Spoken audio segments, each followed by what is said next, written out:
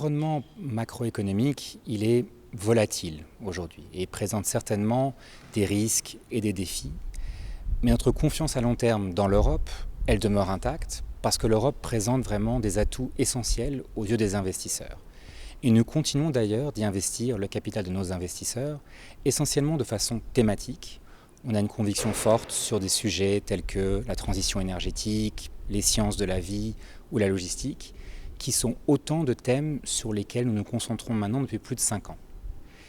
Et le processus général de désendettement que l'on observe aujourd'hui sur fond de hausse des taux d'intérêt, il crée des opportunités d'investissement intéressantes aujourd'hui pour nous en Europe.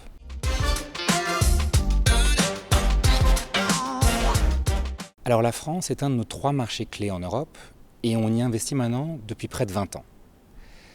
Sur le plan macroéconomique, la France se porte relativement bien, mieux que nombre de ses pays voisins. Elle bénéficie d'une croissance du PIB plus élevée, d'une inflation moindre, et on note aussi un taux de chômage qui est historiquement bas pour le pays, et ce, malgré le ralentissement actuel.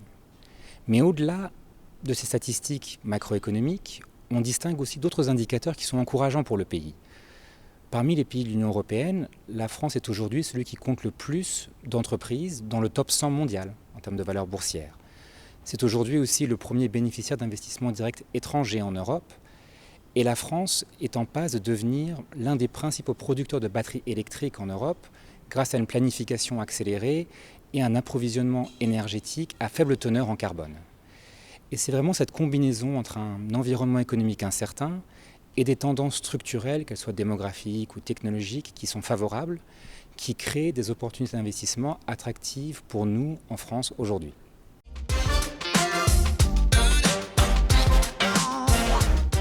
Chez Blackstone, on s'attend à ce que les pressions inflationnistes demeurent élevées potentiellement pour les prochaines années, ce qui soutiendrait aussi des taux d'intérêt eux aussi plus élevés.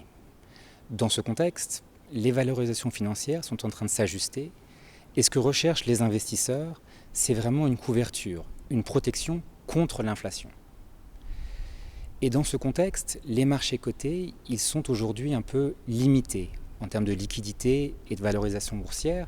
Et c'est là que les marchés privés, le monde du non-coté, jouent vraiment un rôle essentiel pour soutenir, pour financer des actifs tangibles évidemment, comme l'immobilier, mais aussi au bénéfice de l'économie en général.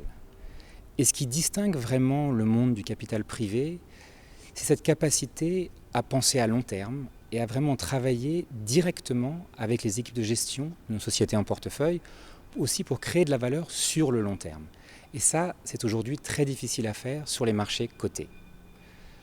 Alors le potentiel d'expansion pour le monde du capital privé non coté, il est considérable aujourd'hui, que ce soit dans le monde institutionnel ou auprès des investisseurs particuliers.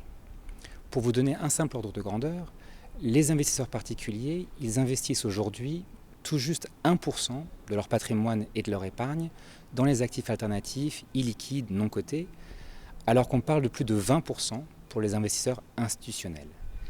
Et ce que l'on observe aujourd'hui chez nous, c'est qu'il y a un nombre croissant d'investisseurs qui reconnaissent aujourd'hui l'avantage qu'il peut y avoir à échanger une liquidité moindre pour des rendements élevés. Et c'est ça qui soutient les perspectives vraiment du private equity et du monde du capital privé aujourd'hui.